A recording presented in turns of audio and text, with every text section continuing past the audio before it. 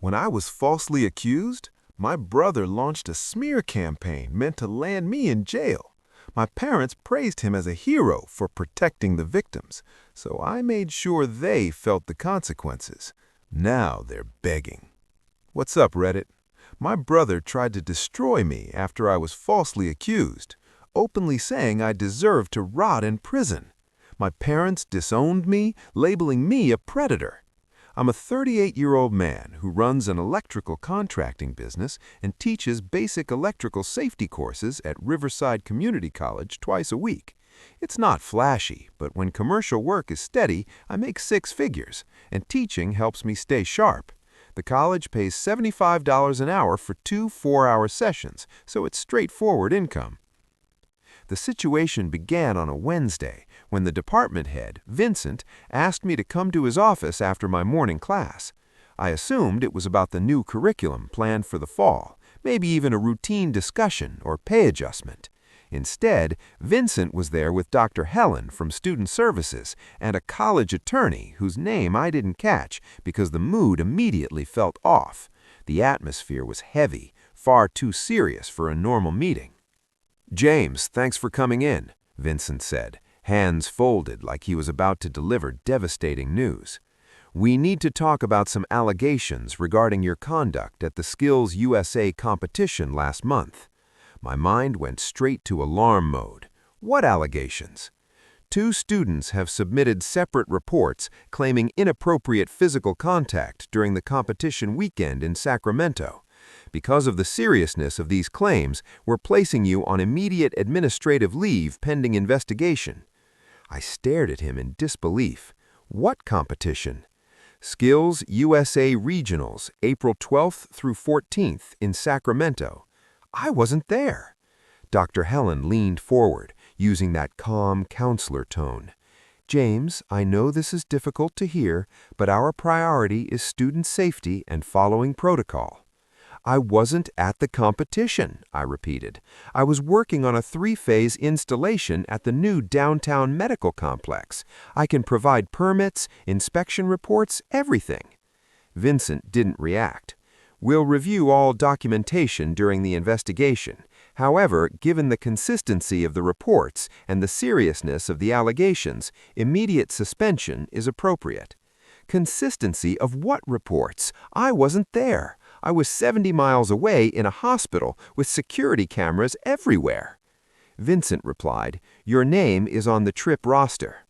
I said the roster was wrong and offered proof I'd been on site all weekend. No one seemed interested. The attorney finally spoke, delivering rehearsed language about liability and procedure. "Please collect your materials and leave campus today. HR will contact you about next steps." That's when it hit me. They'd already made their decision. Evidence was inconvenient. I asked what I was specifically accused of. Dr. Helen said student privacy laws prevented details, but the allegations required immediate action. I considered pulling out my phone to show work orders, inspection records, time-stamped photos, but their unified certainty told me it wouldn't matter. They had chosen a narrative. I cleared my desk in 15 minutes, gathering tools, books, and flash drives. My thoughts kept returning to April 12th. That weekend was unforgettable because the hospital job was brutal. I was on site from 6 a.m. to 7 p.m. Friday through Sunday, supervising a 4-man crew and handling rough-in work on the surgical wing. By Sunday night, my back was wrecked. I went home and soaked in a hot bath for an hour. I had signed permits, inspection reports, daily logs, photos, and 4 electricians who worked with me the entire time. My phone would have pinged the hospital cell tower non-stop. 10 minutes of verification would have cleared everything up. They chose not to verify. I called my parents from the truck. My dad answered quickly. "They're accusing me of something impossible," I said. "2 students claim I did something at a competition I wasn't at. I've been suspended." My mom joined the call. "What exactly are they saying happened?" "They won't give details, but it supposedly happened at the Skills USA competition in Sacramento.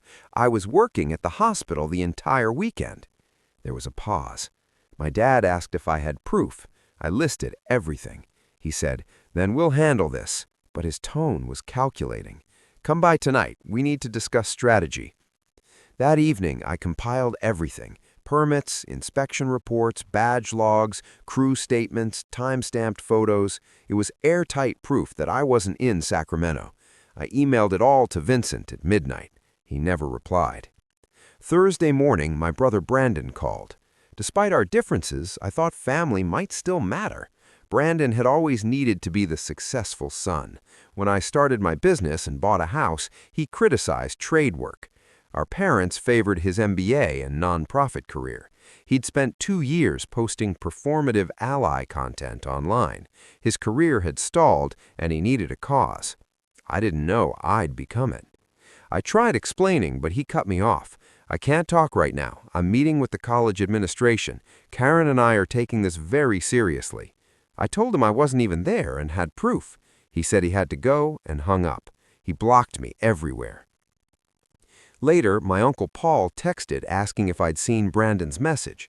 Brandon had sent a carefully worded statement to the family about serious allegations and supporting the investigation, saying he couldn't maintain contact until facts were established. It was a clear line drawn. Hours later, Brandon posted in the family group chat saying he believed the students and encouraging the family to prioritize safety. My mom supported him. My dad said some things mattered more than family loyalty and called Brandon a hero. A few relatives objected, but it didn't matter. I tried calling my parents. My mom answered, but spoke like she was reading prepared lines. She said they believed the proper course was to support the process. When I tried to show evidence, she said they weren't qualified to assess it. She ended the call. That night, Brandon posted a public manifesto about believing survivors and accountability. It gained hundreds of likes. No one questioned the facts. Friday morning, the college terminated me. 4 years of teaching, curriculum development, and excellent reviews ended in 3 paragraphs. The following week, my landlord issued an eviction notice, citing a morality clause. Contracts disappeared, suppliers cut credit, friends stopped responding, even small daily routines vanished. I kept sending Brandon the evidence. He never opened it. By day 12, I stopped explaining, not because I gave up, but because I understood they wanted a villain, not the truth. I didn't return to my parents' home. I moved into a storage unit and slept in a friend's basement. I spent the weekend organizing everything again. Monday, I called a lawyer, someone affordable, recommended by my uncle. She reviewed my case and evidence. When she looked up, she said, "This is airtight. You weren't there." I asked why they were still pushing it. Because admitting they're wrong means admitting they destroyed an innocent man. Everyone involved went public too fast. Walking it back now makes them look incompetent or malicious. It's easier to insist you're guilty and hope it goes away. I stepped back quietly. She nodded, measured, and calm. Here's what you need to understand. You have solid grounds for defamation, tortious interference, and possibly Title IX violations. Your brother made clear, false, and harmful statements that directly cost you your income and housing. The college failed basic due process standards. This won't be clean. It will take time, and it will cost them far more than they expect. I told her I wasn't backing down. "Good," she said. "Then here's the approach. We don't respond publicly. We preserve evidence, file formal complaints, and allow them to continue making mistakes. Every post your brother publishes gets captured. Every refusal by the college to review your evidence is documented. When this reaches trial, we hold them accountable using their own negligence." I asked about Brandon. "He's out there calling me a predator. He's advising families." "Let him," she replied. "Every post, every message he helps draft, every time he doubles down without checking facts becomes evidence. The more confident he acts, the worse it looks when we show he never verified anything. He's building your case for you." I trusted her immediately. We spent the next hour outlining next steps. Before I left, she gave one final instruction. Send preservation letters to the college and to Dr. Helen. They need to preserve all documents, emails, and records tied to this matter. If anything disappears after that notice, it becomes a much bigger issue for them. I sent the preservation letters that afternoon. I also filed complaints with the State Accreditation Board and the Department of Education. We began drafting the defamation suit against Brandon. No announcements, no statements, just formal processes moving forward. Brandon continued posting long threads about believing victims, the danger of families protecting predators, and choosing moral courage over family loyalty. He wasn't subtle. The message was always the same: decide guilt first, verify later. Each post was saved, logged, and added to the file. He was strengthening my case paragraph by paragraph without realizing it. The police investigation began 3 months in. They reviewed the competition records. My name wasn't there. They checked chaperone lists, lodging, and transportation logs. Nothing. Then they reviewed the hospital project. Permits, inspection reports, badge access logs. They interviewed 4 electricians who confirmed under oath that I was on site all weekend. The detective called me in November. His voice had that exhausted tone that comes from realizing months were wasted. "We've completed our investigation. We found no evidence placing you in Sacramento that weekend. Your alibi is solid. We're closing this with no criminal charges." I asked about the accusations. There was a pause.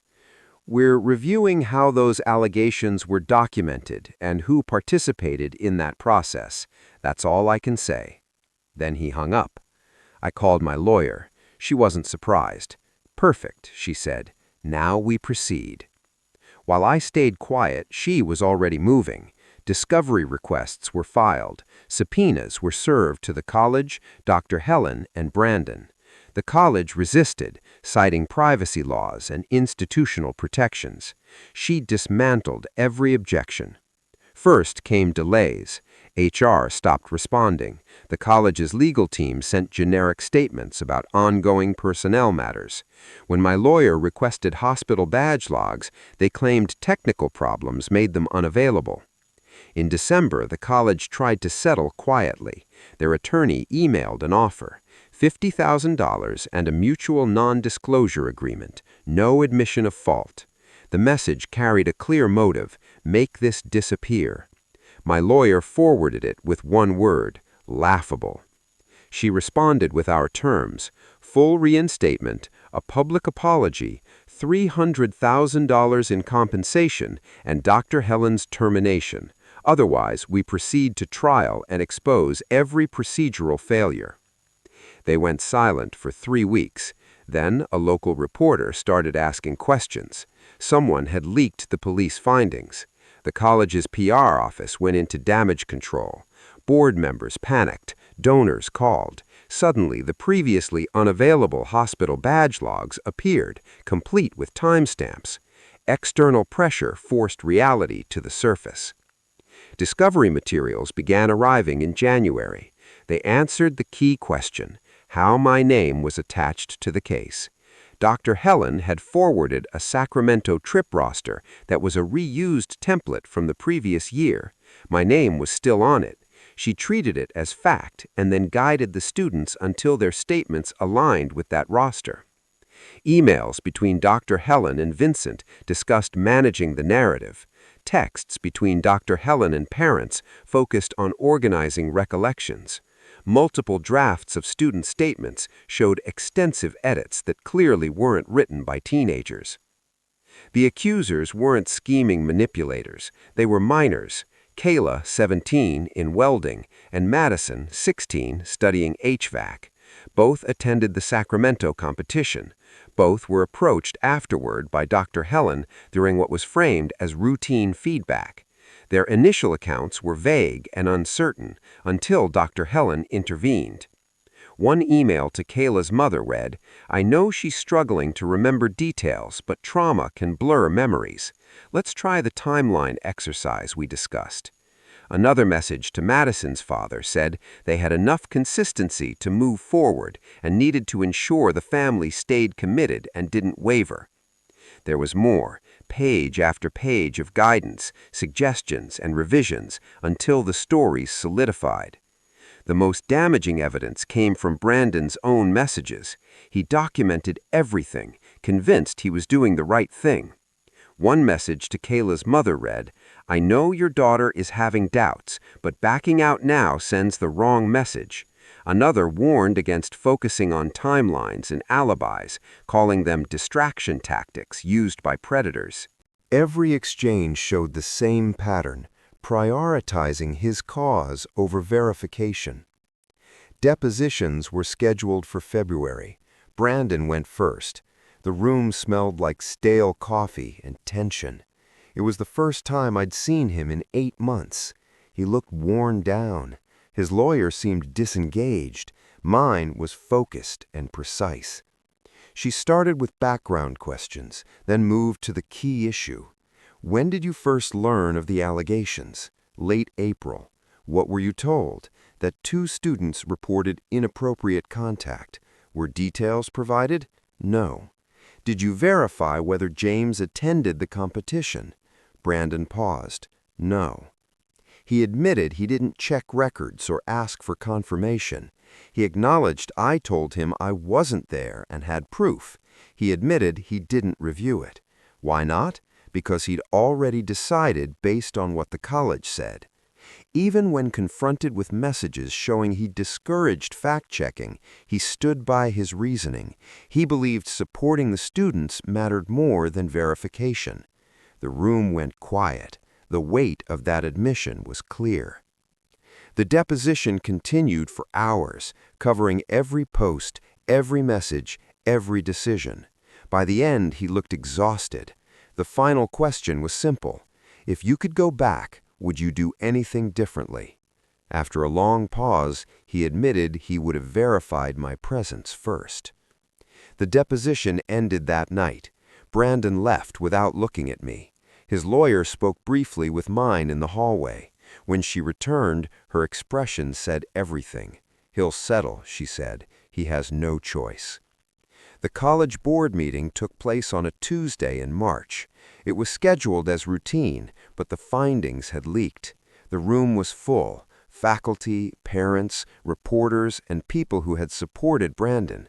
Some family members were there. I hadn't invited them, but they came anyway. My parents sat in the back. Brandon wasn't there. The interim president opened with a statement on transparency and responsibility. Then the findings were read.